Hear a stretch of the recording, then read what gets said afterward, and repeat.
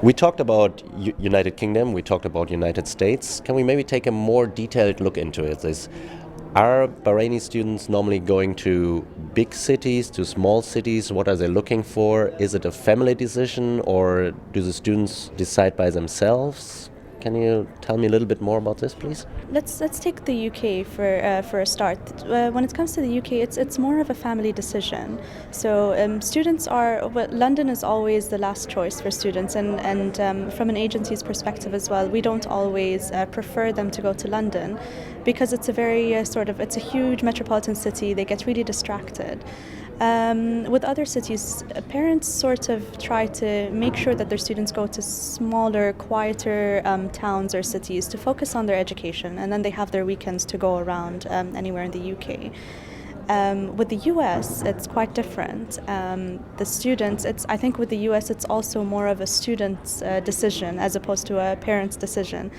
And they always tend to go to bigger cities, for example, Boston, Florida, Chicago, Washington, the bigger cities. And I think it's because, now that this is don't quote me on this, but I think it's because it's further, and they'd like to go to a place that it's more familiar with people from the same culture, from the same country or region, and they feel more comfortable. Whereas in the UK, you are bound to find people in any town that are from the same region, and it's just sort of that comfort factor, I think.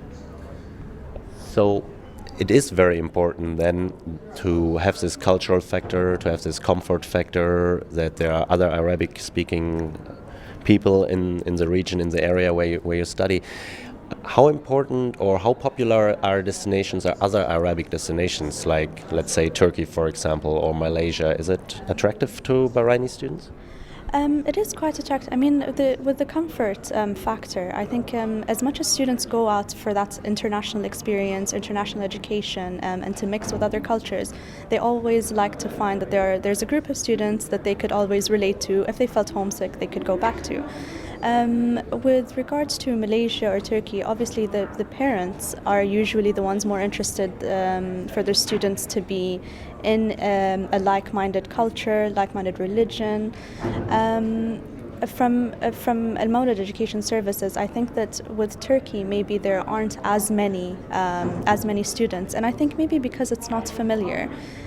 With Malaysia, it's very, very, if students and parents find it very comfortable to go to Malaysia, because there are also UK universities as well. So they get that UK sort of or Western education, but in a similar sort of culture. There's one more thing I'd like to add with regards to that.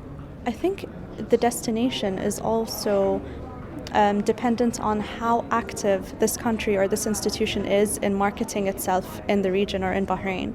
Now, Malaysia is quite active and it does sort of market itself. And whatever is marketed more, you tend people to find if it's popular, then they'd like to look into it. Now, if it isn't marketed, that could be a factor why they wouldn't go.